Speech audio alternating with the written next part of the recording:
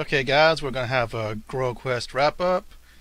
I'm going to talk a little bit about some of the crazy things that happened. I'm going to talk about how I felt the tournament was run. Talk about a little bit about my games, and after that, well, during that, there's going to be like an army showcase. I'm going to be showing pictures of some of the armies that were at Grail Quest, and when that's all over, we're going to end with some bloopers and outtakes.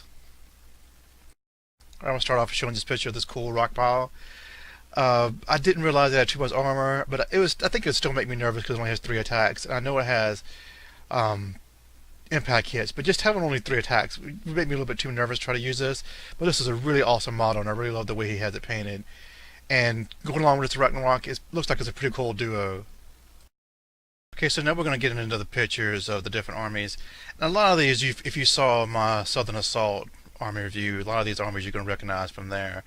So I'm sort of just going to let this run while I talk about some of the things that I thought about Grail Quest and how I felt I did with some of my stuff, and how some of the crazy things that I felt like was kind of happening. Well, first I want to talk about my army list and my comp, and I really like my comp. I like being a 10. I think that really helped with my matchups and helped me. I felt like I faced more balanced armies. Everything I faced was between 7 and 13. I was a 10, so that was pretty much perfect. I heard some people around during the 2 days talk about how their matchups were kind of gotten crazy even early on, and I think this was because there was people dropping all the way from the beginning. I think we had 65 people pay, and then Tom had to drop out last minute to help run the tournament, and then 4 people I think didn't show up. So we started with 60 people. So, and because people weren't showing up and they had matchups almost ready, I think early on some people were having to play people that they really weren't supposed to be playing just because it was nothing that they could really do about it. I think the same thing happened Sunday morning because I think 2 people didn't show up Sunday, and I think we might have finished with 58, I think maybe. So I think these are things that are beyond the control of the organizers, and you can't really help it if people are going to drop or if people can't be there for any reason. There's all sorts of reasons, why people can't show up. I mean, I almost didn't show up on Saturday because it was so crazy. I came out of the hotel room and my trunk wouldn't open up. Had almost all my models in the trunk. The lock had just completely broke. I went to Home Depot. I thought maybe it just because we had a little bit of frost, it was early frost in North Carolina. I thought maybe it was just stuck from that. I bought something at Home Depot. It didn't help. And luckily the seats come down on my car. I didn't realize I thought there was a bar in between it, so I wasn't going to be able to get my display board out. I thought I only could be able to get my army out, but luckily there was no bar there. So I was able to give everything out, and I was actually able to play. But that could have been me having to drop if my seat didn't drop down, so I could get my stuff out of my trunk. But anyway, so I think there was maybe some matchups that weren't right, but otherwise, I think at least for me, I was matched up perfectly with everybody. Between 7 and 13 comp, I mean, I felt like every game was balanced. I don't feel like I fought anybody who had anything that was really overpowered. And so I think it made all the games fun, even though I had a lot of draws. But I think maybe that was just because everything was so balanced that it helped those draws come about. So I'll talk about how some of the things did in my army, and I want to talk about Duke of Orc. I really love that model so much. I want to use it all the time. I don't know when we're going to be able to use Storm Magic Stings again, but maybe I can use it as a rank filler for Black Orcs or something. But I think he did really well during this tournament. He killed a lot of things in the first game and the second. His only things was that no, well, not in the second game, but there was just times though that his random movement wasn't letting me get into contact with things where I really needed it to happen, like against the Dark Elves, where if I could have just got into the Sorceress unit with his general, I would have pretty much had the game wrapped up. And same thing if I could have got into the archers, not thunderers, quarrelers for the dwarves, and I wasn't able to do that. Little things like that, but otherwise he really, really held up, I think. And I expected to get cannon on him to get cannon off the board every game. I only faced cannons one time during the entire tournament, which is another weird thing. So next thing to talk about animosity, and I want to talk about that because you probably noticed I had a Black Orc War Boss and BSB, and I had been feeling animosity so much that I felt like I would go crazy in 6 games without having something to try to nullify some animosity. And you probably don't realize this because I wasn't talking about it much, but I was still feeling animosity constantly with, especially with my Savage Orcs. But I was really lucking up a lot where I was rolling a lot ones for the amount of hits that my Black Orc was going to do to the unit. So very often I was not killing any Savage Orcs, or I'd only kill one Savage Orc. So it wasn't really something I mentioned because you think about the animosity you fail, especially big things like that. You don't think about the ones when you pass, especially if you only kill one model. Like the times where my BSB was killing several Night Goblins, that's nothing you remember, but I do think, even though I spent a ton of points for those 2 models, it really saved me a lot of aggravation during this tournament, where a lot of times I was going to lose a lot of magic phases from my Great Shaman, and a lot of times my Savages would have just been sitting there, and I wouldn't be able to control them if it wasn't for those Black Orcs. So I've already talked a little bit about my matchups. I really had a lot of fun games. I felt like everything was balanced. I don't feel like I fought anything that was unbalanced or overpowered in all these 6 games. Like I said, my comps I faced between 7 and 13. I really like that. And even though I came up with a lot of draws, I don't think there was any one real cause for that, other than their armies being mostly balanced towards each other.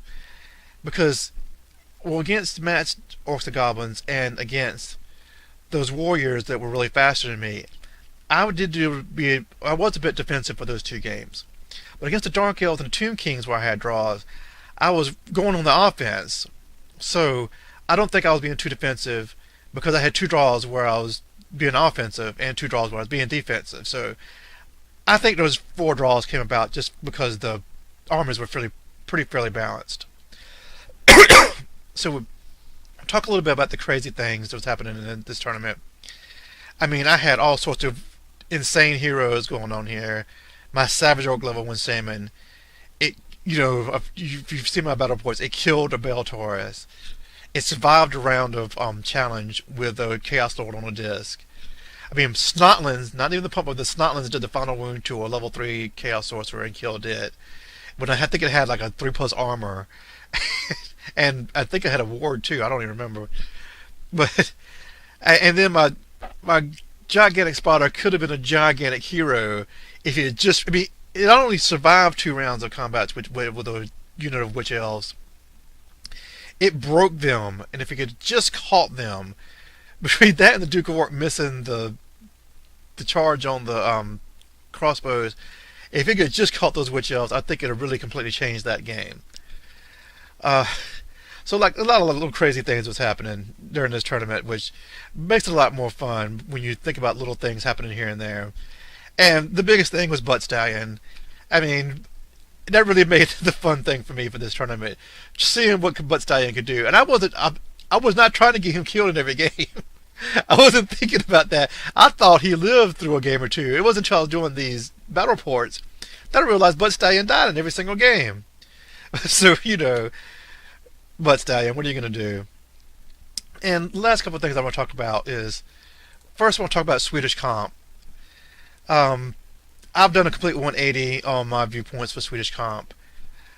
I was really completely against it a few months ago, but I think now, because I've had these 2 tournaments where I was not seeing tons of Chimeras and Demon Princes and a lot of the worst stuff that you see. And then I think there was a few armies that may have had that stuff, and there was a few comp zeros, but so many armies that didn't have that it really made me do a 180. And I still believe that 3K no Grand armies are the most balanced, but if you're not going to play 3K, then I do approve of Swedish comp. It has won me over.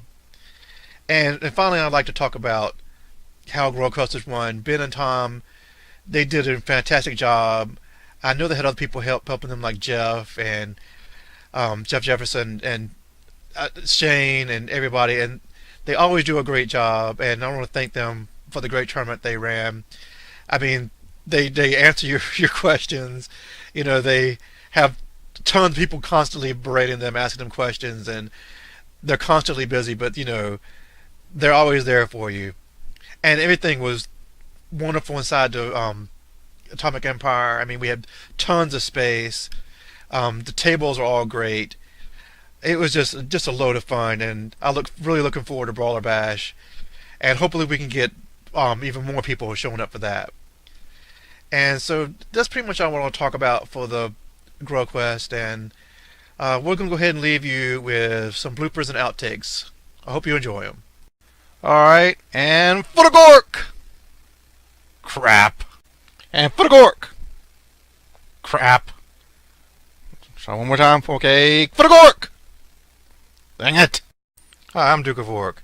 I'm here to remind you to have your butt spayed or neutered. Oh man, guys, sorry I'm late. Larry, you're dressed up for 40K. This is fantasy. Cut. Okay, guys, I'm sorry I'm late. Larry, now you're a giant. Come on now. Larry, now you're butt stallion. Have you seen the Dark Elf Assassin? He's a master of stealth. Even in broad daylight, he's impossible to find. And animosity. Dang it. And animosity. Dang it. So, live around here much? And declaring WOG, take one, and action. Wigs! Guys, it's the Latin's WOG, take two. Whims! Oh my god.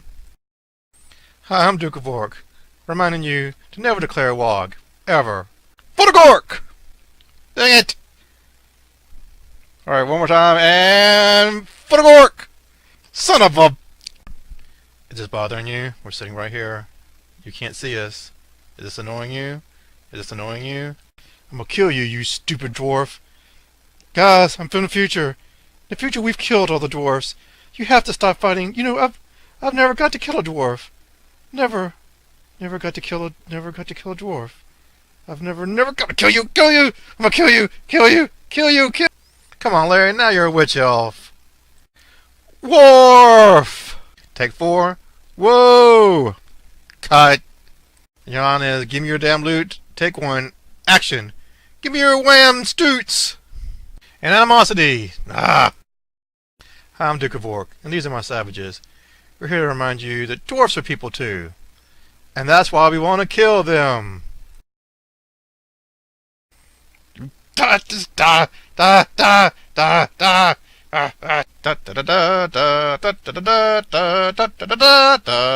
da. Alright, you guys are worthless points, so you just land on just like step right on him. Yeah, you sort of just step right on like this. Yeah, you're expendable. But we'll remember you. Oh, what? Oh no! Oh, we missed him! Oh no, Snotty! Whatever you do, don't look up. Wham! Oh man. Cut. Looks like that's one troll that learned not to play with fire. Yeah! I'll teach you not to make a CSI Miami parody. Ugh. Give me your pan flutes. Ray, when someone asks if you're a god, you say yes. You guys are totally bones, so long, suckers! Give me your spam poot! Oh, I want to have your snotlings. What? Oh my god, Larry. No, you're not even painted now, Larry. You're not even trying. Alright, these guys are right in front of us. Let's take them out.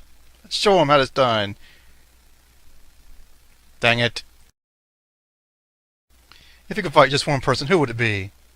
Shatner. I would fight William Shatner. Alright, take 37, declaring WOG. WOG! Oh my god, thank god. That's a wrap. Hey, did you get them? The bad guys. Are they all gone? Yeah, hey, they've been decaffeinated. Oh, don't make me laugh. Oh, where did that bullet hit you anyway?